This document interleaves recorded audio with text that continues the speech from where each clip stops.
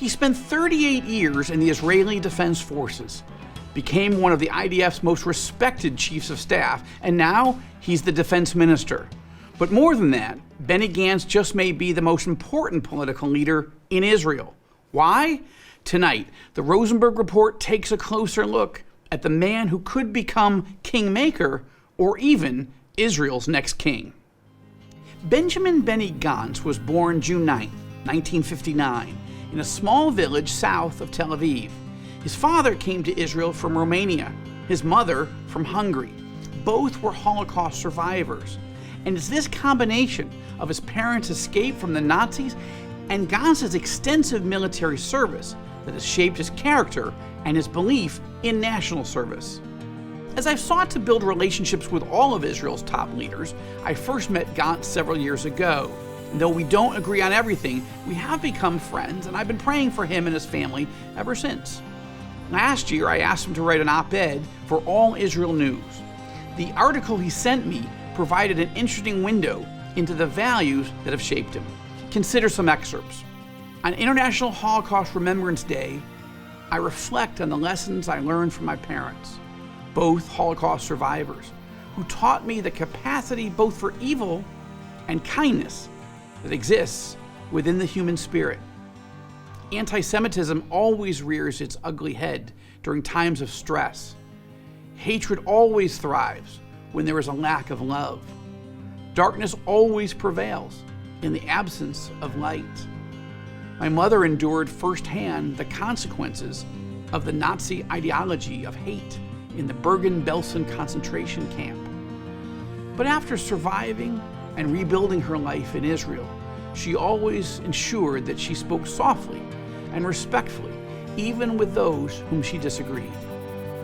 In any military campaign or operation I led, my mother would always ask me if I'd remember to provide humanitarian aid, medicine, and food for the civilian population on the other side. I imagine she must have been very proud when she looked down at me from heaven on the day that the Israeli army offered to treat casualties from Syria's bloody civil war. Perhaps even more proud than the day I was promoted to the rank of general. I remember she held me that day, smiling, and then calmly said, "Now, General, please take out the trash." In 1977, Benny Gantz served on the protective detail of Egyptian President Anwar Sadat when he came to Jerusalem. As a commando, he fought terrorists inside Lebanon. As a commander, he ran Operation Solomon, the secret airlift that brought 14,000 Ethiopian Jews to Israel. Promoted to IDF Chief of Staff in 2011, then Prime Minister Netanyahu called Gantz an excellent officer and an experienced commander. Together, the two men ran covert operations against Iran and fought to crush terrorists in Gaza. After retiring from the IDF in 2015, Gantz went into business, but the call of national service was too strong. In 2018, Gantz founded a center-right political party, Hosen LeIsrael, Hebrew for Israeli Resilience Party. Yet just before the April 2019 elections, Gantz shocked everyone by forging an alliance with Yair Lapid that fundamentally reshaped the political battlefield. They merged their parties into one called Kahol Lavan, Hebrew for blue and white, the colors of the Israeli flag. Why? To create a center-right bloc big enough to block Bibi Netanyahu from ever being re-elected. That year, they won 35 seats, tying Bibi's Likud party, but neither team could form a government. When Israel went back to the polls in September 2019, blue and white won 33 seats, one more than Likud. But again, neither side could form a government.